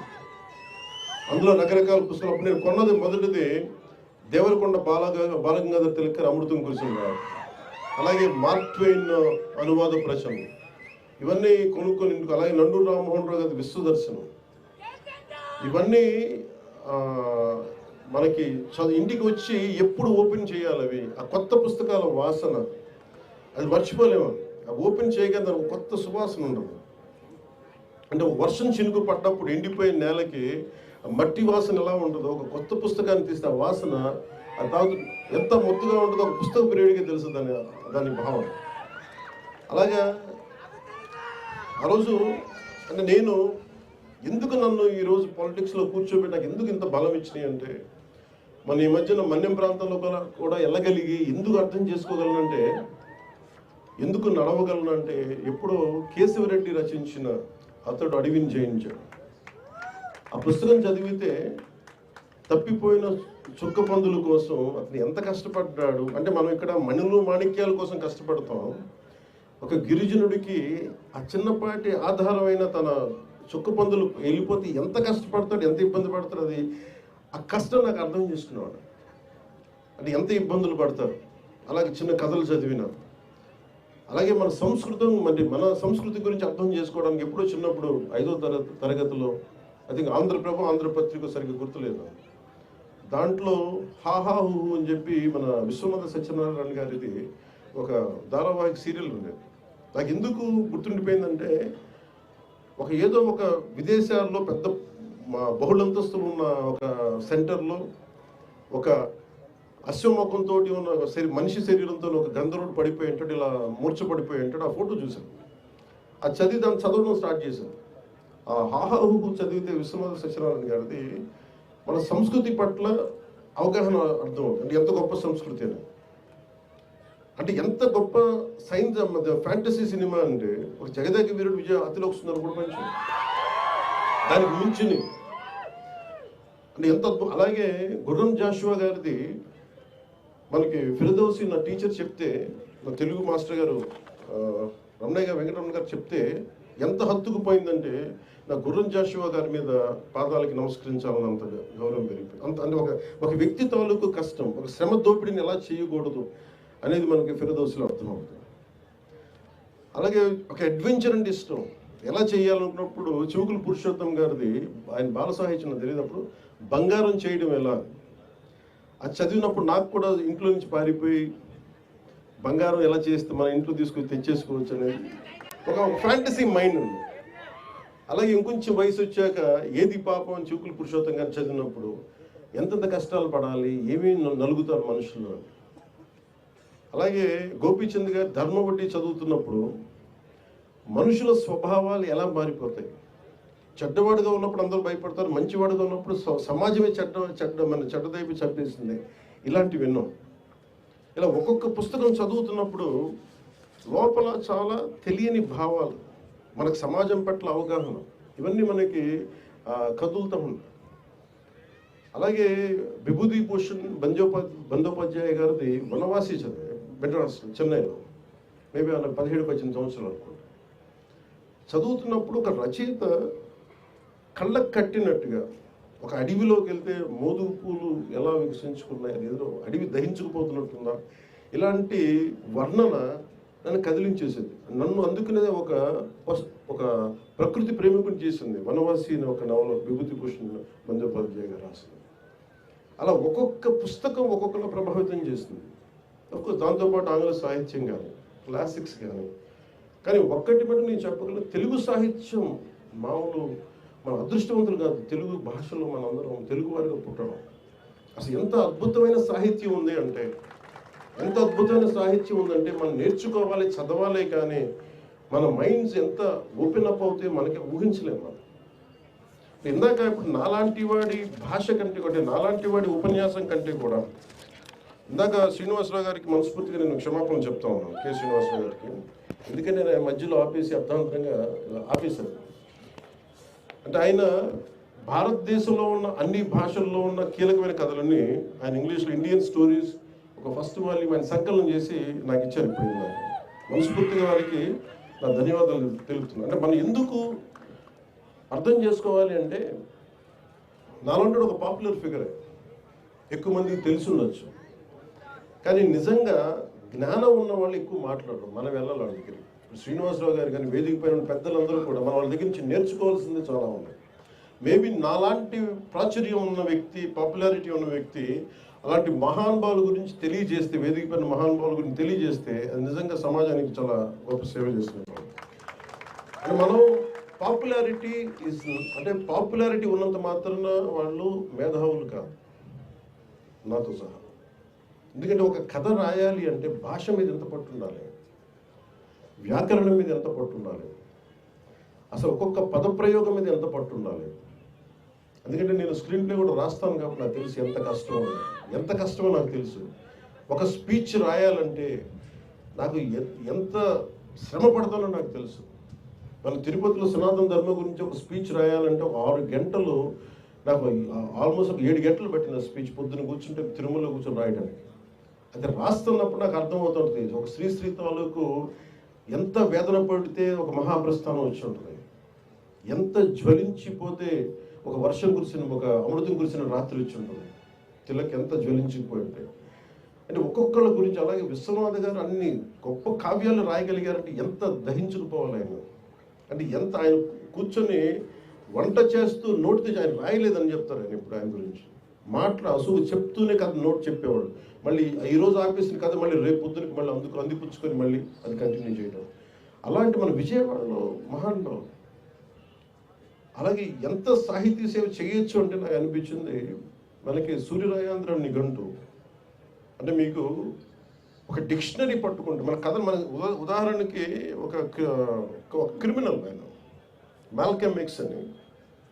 మాల్కమ్ ఎక్స్ ఒక చిన్న కార్ థెఫ్ట్లో పట్టుకొని కార్ని జాక్ చేస్తే దొంగతనం చేస్తే పట్టుకొని ఆయన జైల్లో పెడితే 18-19 ఏళ్ళు అప్పుడు ఆల్మోస్ట్ జైల్లో చాలా సంవత్సరాలు ఉంటాడు. ఆయన దొరికిన ఒకటే ఒక పుస్తకం, ఒక ఇంగ్లీష్ డిక్షనరీ. అతనికి ఆల్ఫాబెట్స్ తెలియదు, కొద్దిగా నేర్చుకొని కేవలం ఒక డిక్షనరీని చదివితే సంపూర్ణమైన జ్ఞానం వచ్చేసిందండి.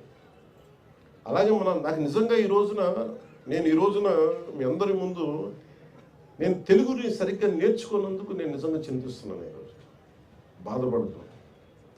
నా తెలుగు అధ్యాపకుల్ని నేను సరిగ్గా అర్థం చేసుకున్నందుకు నేను బాధపడుతున్నాను. వాళ్ళు శపించారేమో నన్ను, అందుకే నేను తెలుగు సరిగ్గా నేర్చుకోలేకపోయాను. అందుకే ఇప్పుడు తపన పడుతున్నాను. కానీ ఇప్పుడు తపన పడ్డా కానీ ప్రయోజనం ఉంది. వ్యాకరణ ఇప్పుడు కొత్తగా నేర్చుకొని తపన పడాలంటే, ఈ పనుల మధ్యలో నేర్చుకోవాలంటే ఆ నేర్చుకునే సమయం దాటిపోయింది. నేర్చుకోవచ్చేమో కానీ ఇప్పుడు నేను నిజంగా చింతిస్తున్నాను. అలాంటి బాధ మీకు రాకూడదని చెప్పి ముఖ్యంగా స్కూల్లో ఉన్న విద్యార్థులందరికీ తెలుగు వ్యాకరణం మీద చాలా బలంగా దృష్టి పెట్టండి. ఇంగ్లీష్ నేర్చుకున్నది, ఇంగ్లీష్ చాలా అవసరం, నేను కాదనట్లేదు. కానీ మాతృభాషని అర్థం చేసుకోకుండా ఇంగ్లీష్ ఏ భాషను నేర్చుకోలేదు. అది బట్టి మనం అంతేగాని అది ఇంగ్లీష్లో మాట్లాడినంత మాత్రం ఇంగ్లాండ్లో అందరూ ఇంగ్లీషే మాట్లాడతారు. అక్కడ పేదరికం ఉండకూడదు. ఇంగ్లీష్కి పేదరికానికి జ్ఞానానికి సంబంధం లేదు. ఇంగ్లీష్ వస్తే జ్ఞానం వచ్చినట్టు కాదు. అందుకని ఇదొక్కటి, దానికి తెలుగు భాష చాలా చాలా కీలకం, మాతృభాషను నేర్చుకోవడం. అలాంటి మాతృభాషకి ఇవన్నీ పెంపొందించడానికి ఇవన్నీ పనిచేస్తాయి, బుక్ ఫెయిర్స్ ఇలాంటివన్నీ. ఒక్కొక్క పుస్తకం ఎంత విలువైందో మనకు తెలియదు, ఎంత ట్రైనింగ్ వెయిట్స్ అని చెప్పాను. ఒక్కొక్క పుస్తకంలో ఎంత ఇన్ఫర్మేషన్ ఉంటుందో మనకు తెలియదు, చదివితే తప్ప దాని లోతు అర్థం కాదు. అందుకని మీకు ఇవన్నీ ఈరోజు పుస్తకాలు మన సెల్ ఫోన్స్ పట్టుకుంటాం, మాట్లాడేస్తాం, ఇన్ఫర్మేషన్ చేతిలో ఉందనుకుంటాం, ఏదైనా తెలుసుకోవాలనుకుంటాం. కానీ క్రియేటివ్ ఆస్పెక్ట్ అంటే మనకి ఒక ఇమాజినేషన్ ఎబిలిటీ రావాలనుకున్నా కానీ, లేదంటే మనం కూర్చోబెట్టి ఏదైనా నేర్చుకొని కొత్తది, ఒక ఇన్నోవేటివ్ కొత్తది చేసుకోవాలనుకున్నా కానీ మనదైన పుస్తకాలు చదివి మనదైన కనెక్షన్స్ చేసుకుంటే తప్ప మనకి ఆ ఇన్నోవేటివ్ మైండ్ సెట్ రాదు మనకి. అందుకని పుస్తక పఠనం అనేది చాలా కీలకం. గొప్ప రచయితనేమని నేను ఎప్పటికీ రచయితని కాకపోవచ్చేమో, కానీ రచయితల తాలూకు కష్టాన్ని చాలా అద్భుతంగా అర్థం చేసుకునేవాడు, మనసు లోతుల నుంచి అర్థం చేసుకునేవాడు. అందుకని నాకు రచయితల మీద, కవులు, కళాకారుల మీద అపారమైన గౌరవం ఉంది.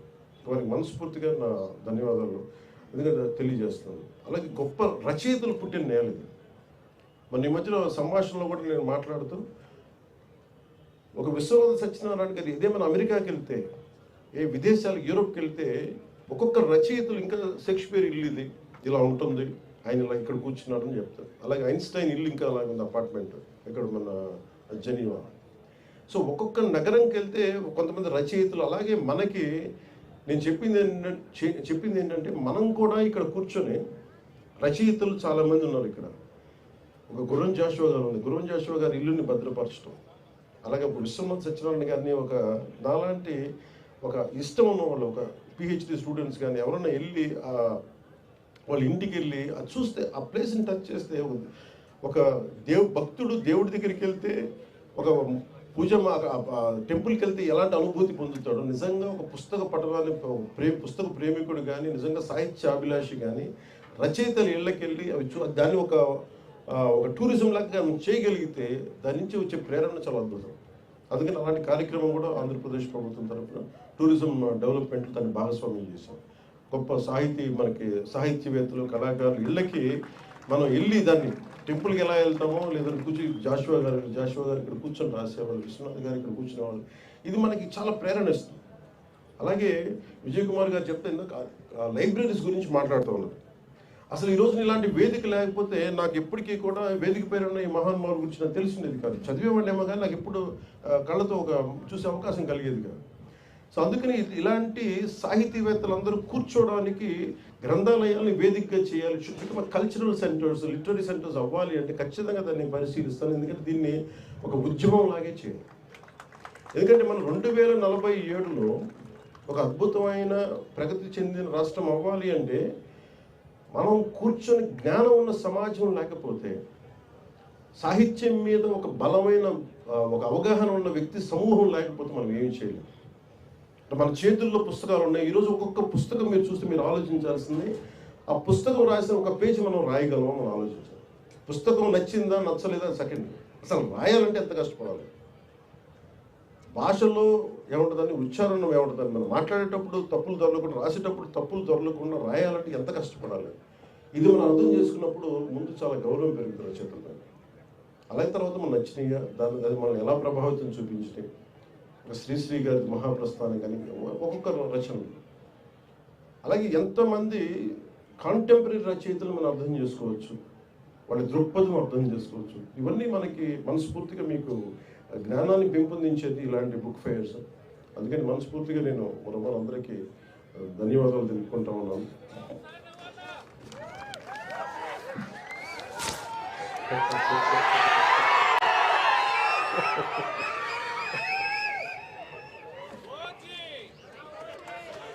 అంటే మీరు నాకు ప్రతిసారి మీరు ఓజీ కంటే కూడా మీరు శ్రీశ్రీ అంటే బాగుంది. అంటే నేను అనేది, మీరు సినిమా చూడటం కరెక్టే, మరి నేను మీకు ప్రాణం అయితే నాకు పుస్తకాలు నాకు ప్రాణం. అంటే నేను మీకు ప్రాణం అయ్యే స్థాయికి నేను వచ్చానంటే నన్ను ప్రభావితం చేసిన ఈ పుస్తకాలు. అందువల్ల మీరు కూడా నేర్చుకోండి అని చెప్తాను, మీరు కూడా చదవండి అని చెప్తాను. అలాగే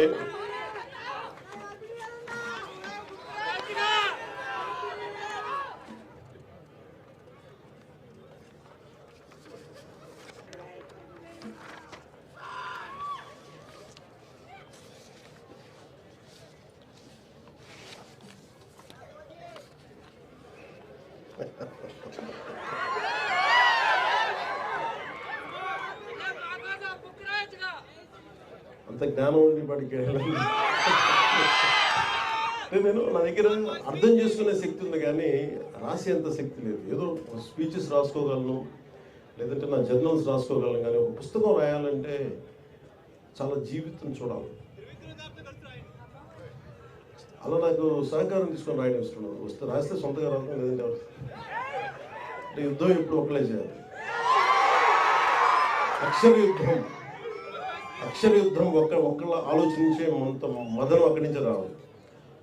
భవిష్యత్తు మొత్తం భగవంతుడు మనకి విధి కనుక మనకు ఆశిస్తే మనం ఆ రోజు రాదు చూడు. కానీ నా కోరిక ఏంటంటే, సూర్యరాయేంద్ర నిఘంటు పిఠాపురం మహారాజు గారు ఆయన రాశారు. ఆయన డబ్బులు ఇస్తే మన సూర్య ఆరు వాల్యూమ్స్ 7 వాల్యూమ్స్. సో సూర్యరాయేంద్ర నిఘంటువుని తిరిగి పునర్ముద్రణ జరగాలని నేను చాలా సంవత్సరాలుగా ప్రయత్నం చేస్తాను. మనోహర్ నాయుడు గారికి కూడా తెలుసు. దానికి కొంత డబ్బు ఇద్దామంటే ఏమైపోయింది, మళ్ళీ కూర్చొని కొత్త దాని ఎడిటోరియల్ టీం రావాలి, చాలామంది భాషా శాస్త్రవేత్తలు కావాలి. అందుకని వాటిని ఏం చేస్తున్నామంటే, ఇప్పుడు మొన్న గౌరవ ముఖ్యమంత్రి చంద్రబాబు నాయుడు గారి దృష్టికి కూడా తీసుకెళ్ళాం మొన్న దీంట్లో. సో ఈరోజు మన ఏదో మాట్లాడుతున్న దాదాపు 1,40,00,000 1,70,00,000 దాకా అవుతుందని చెప్తా ఉన్నాను చేయడానికి. సో నేను అనుకుంటుంది, నేను ఒక 3వ వంతు నేను భరిస్తాను. అలాగే కేంద్ర ప్రభుత్వం, రాష్ట్ర ప్రభుత్వం సహకారం తీసుకొని, అంటే సూర్యరాయేంద్ర నిఘంటు ఎందుకు అవసరం అనడానికి ఇందాక నేను మిస్ అయిపోయింది. మాల్కమ్ ఎక్స్ది, అంటే అతను డిక్షనరీ చదివి మహాజ్ఞాని అయిపోయాడు, మా గొప్ప వక్త అయిపోయాడు, సివిల్ రైట్స్ లీడర్ అయిపోయాడు. అట్లాగా డిక్షనరీ చాలా చాలా కీలకం. సో డిక్షనరీస్ మీరు చదవండి. ఎందుకంటే మీకు నేను ఇవ్వగలిగేది నిజంగా మన చేతిని చాలాసార్లు అనుకుంటాను, నా పిల్లలకు కూడా ఇదే చెప్తాను, రీడింగ్ మీరు ఒక అలవాటు చేసుకోండి. పుస్తక పఠనం అనేది నెక్స్ట్ జనరేషన్కి కానీ ఈ జనరేషన్కి కానీ. ఎంతసేపు టీవీలు చూస్తాం, ఎంతసేపు ట్విట్టర్ మీద ఉంటాం, ఎంతసేపు సోషల్ మీడియా చూస్తాం. నిజంగా కనుక మన పుస్తకాలు చదివితే మనకు వచ్చే జ్ఞానం వేరు, పోరాటం చేసే శక్తి వేరు ఉంటుంది. నేను చాలాసార్లు కుంగిపోయినప్పుడు ఒక శేషేంద్ర నాకు ఉత్సాహాన్ని ఇచ్చాడు, గుంటూరు శేషేంద్ర. అలాగే నాకు తిరుగుబాటు చేయాలి, గతి మనకు దారి తెన్ను లేదు, కానీ చీకట్లో ఒక దీపంలా కనిపిస్తుంది అనేది నాకు చెప్పడానికి నాకు ఒక దేవరకొండ బాలగంగాధర తిలక్ నాకు దారి చూపించారు. వాళ్ళు ఎవరు నా దగ్గర ప్రత్యక్షంగా ఎవరు లేరు, కానీ వారి మాటలు నాకు గైడెన్స్ ఇచ్చింది. అందుకని మీకు ప్రతిదీ ఈ కనిపిస్తున్న ప్రతి పుస్తకం అది మీకు ఒక సంపద, అది మీకు ధైర్యం ఇచ్చేది. అందుకని ఆ ధైర్యాన్ని మీరు సంపాదించుకోమని, ఎందుకంటే నేను ఒక్కడిని చేసే పోరాటం కాదు, మీలాంటి యువకులు పెద్దవాళ్ళందరూ కూడా మనం కూర్చొని ఎవరైతే తెలుగు భాషా శాస్త్రవేత్తలు ఉన్నారో, అధ్యాపకులు ఉన్నారో, తెలుగు పండితులు ఉన్నారో, ముందుగా మనం చేసిన సరిగ్గా నేర్చుకున్నందుకు వారి కాళ్ళకి నమస్కారం పెట్టాలి. ఎందుకంటే మీరు ఎంత కష్టపడితే డబ్బులు ఉండవు దాంట్లో. తెలుగు అధ్యాపకులు కావాలంటే డబ్బులు ఉండాలి. మొన్న ఈ మధ్యన స్కూల్లో కూడా చెప్పారు, అధ్యాపకులు హైయెస్ట్ పెయిడ్ వ్యక్తులు అవ్వాలి, జీతాలు వాళ్ళకి ఎక్కువ ఉండాలి. ఎందుకంటే సమాజాన్ని నిజంగా ఒక అధ్యాపకుడు కనుక బలమైన జీతభత్యాలు ఇవ్వగలిగితే సమాజం మారిపోతుంది. ఆ విధంగా నేను కోరుకుంటా ఉన్నాను, అలాంటి జరగాలని చెప్పి. మనస్ఫూర్తిగా నాకు ఈ అవకాశాన్ని ఇచ్చిన ఈ మొత్తం ఈ బుక్ ఫేర్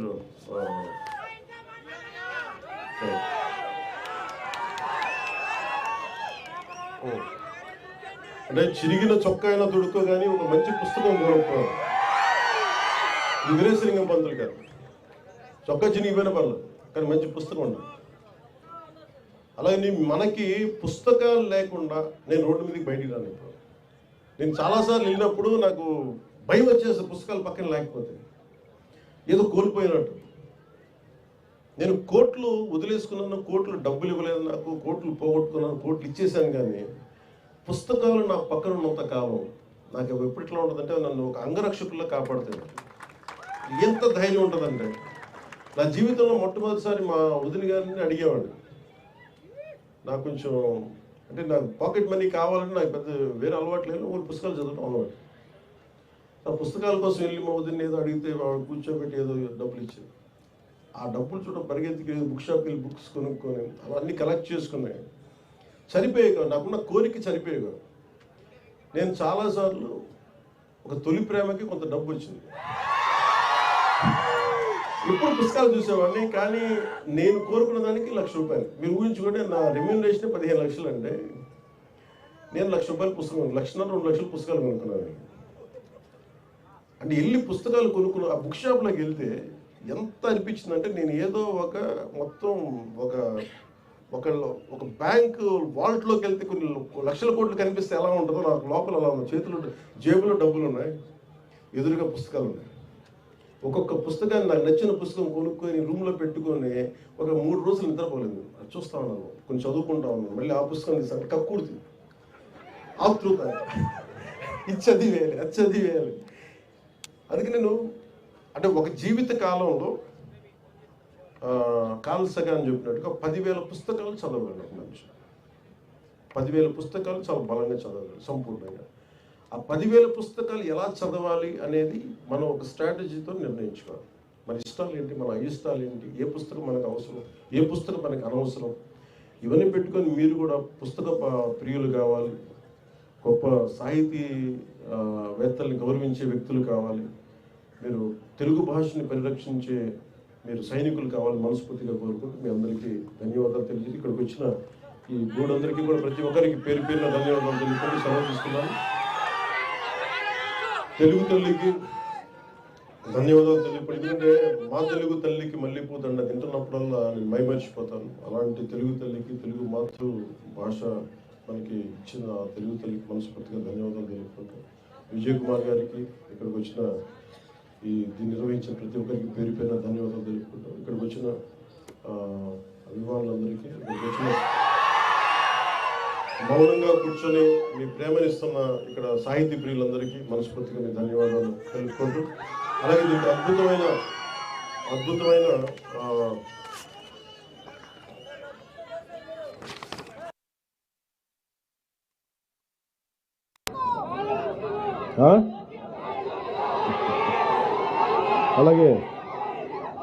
అలాగే దీనికి అద్భుతమైన సహకారం అందించిన శ్రీ లక్ష్మీషా ఐఏఎస్ గారు, కలెక్టర్ డిస్ట్రిక్ట్ మ్యాజిస్ట్రేట్ ఎన్టీఆర్ జిల్లా వారికి, అలాగే ఎస్వి రాజశేఖర్ బాబు ఐపీఎస్ గారికి, కమిషనర్ ఆఫ్ పోలీస్ ఎన్టీఆర్ జిల్లా. సో ఇక్కడ ఉన్నటువంటి 294 బుక్ స్టాల్ ఆర్గనైజర్స్కి, మీడియా మిత్రులకి అందరికీ కూడా నా ధన్యవాదాలు తెలుపుకుంటూ, ముఖ్యంగా ఎంఎస్కో విజయ్ కుమార్ గారికి, సభాధ్యక్షులు వారికి నా ధన్యవాదాలు తెలుపుకుంటూ, అలాగే కలిశెట్టి అప్పలనాయుడు గారికి, గౌరవ పార్లమెంట్ సభ్యుల వారికి కూడా నా ధన్యవాదాలు తెలుపుకుంటూ, శ్రీ నాగేశ్వరరావు గారు ఈనాడు ఎడిటర్, శ్రీ శ్రీనివాసరావు గారు సాహిత్య అకాడమీ కార్యదర్శి, శ్రీ అప్సరసు కృష్ణారావు గారు కవి, journalist, Shri Lakshmaiah Vijayawada book festival society అధ్యక్షులు, శ్రీ టి మనోహర్ నాయుడు గారికి విజయవాడ బుక్ ఫెస్టివల్ సొసైటీ కార్యదర్శి, వీరందరికీ కూడా మరోమారు నా ధన్యవాదాలు తెలుపుకుంటూ, మీ అందరికీ కృతజ్ఞతలు తెలియజేసుకుంటూ సెలవు తీసుకున్నాను.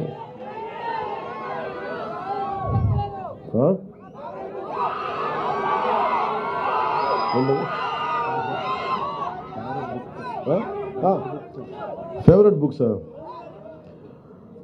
బుక్స్ అని ఒకటేలా చెప్తే చాలా ఉన్నాయి.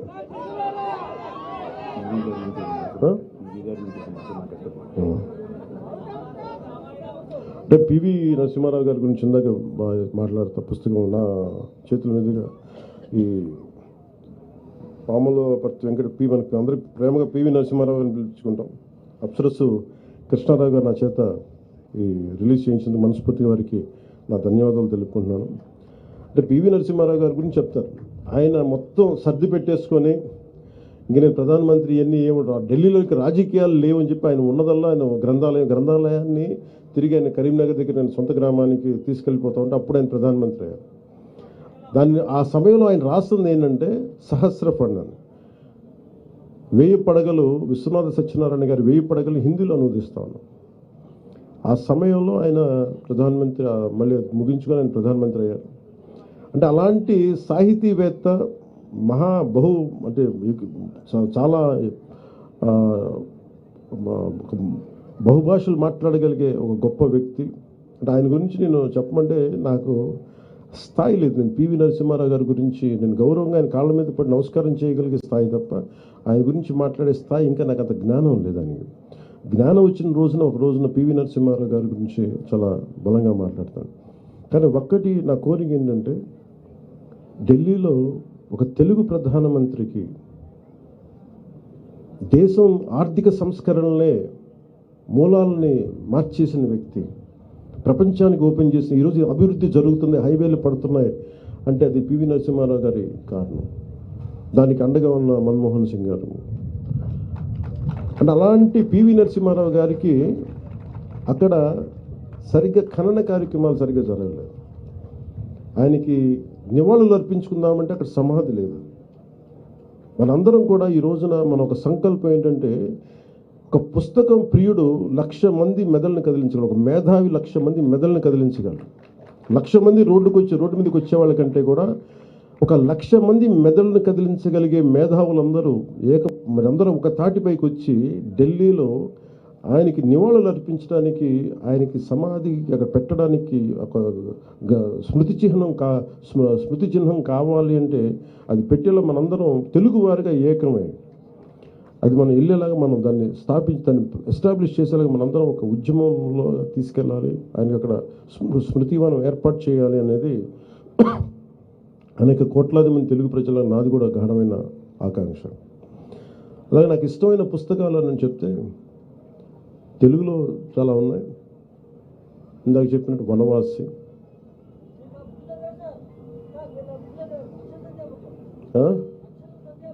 అక్షర సత్యామృతం, తెలుగులో వనవాసి, అలాగే చివుకుల పురుషోత్తం గారిది ఏది పాపం అని నేను నేర్చుకున్నాయి. అలాగే ఇంగ్లీష్లో బాగా ప్రభావితం చేసిన వి ద నేషన్, మన నాని పాల్కివాలా గారిది we the nation and we the people. The list goes on, చాలా ఉందా లిస్ట్. కానీ ఎప్పుడన్నా మీరు కోరుకున్నట్టుగా ఇలా సభలో కాకుండా అప్పుడప్పుడు నా ట్విట్టర్ని వేదికగా చేసుకుని దాంట్లో చెప్తూ ఉంటాను. ఇదివరకు పెట్టేవాడిని కానీ మరీ కొంచెం అతిగా ఉంటుంది, ఎక్కువ మన షో కొడుతున్నాడు అనుకుంటారని చెప్పి నాకు ఇబ్బంది. అంటే ఒకసారి అంటే ఇది ఒక్కడే చదువుతున్నారు, మేము చదవట్లేదని అంటారు, భయం వేసి నేను పెట్టడం మానేసి. బట్ కానీ మీరు చెప్పారు కాబట్టి అప్పుడప్పుడు పెడతాను. Thank you. జై హింద్.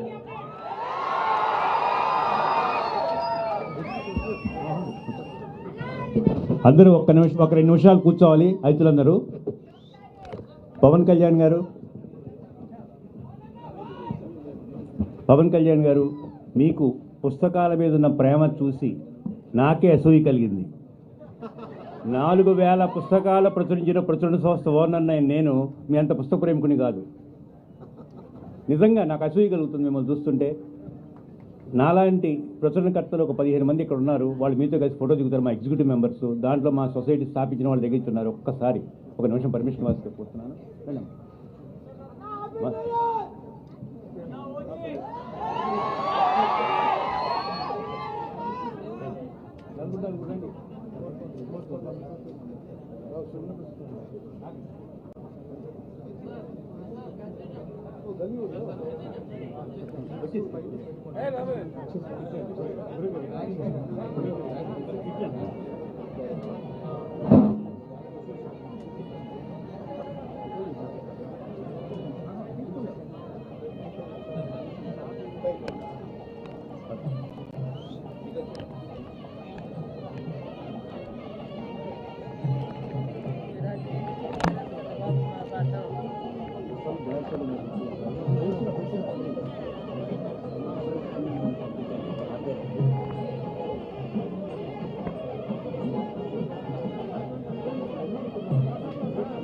చూడండి చూడండి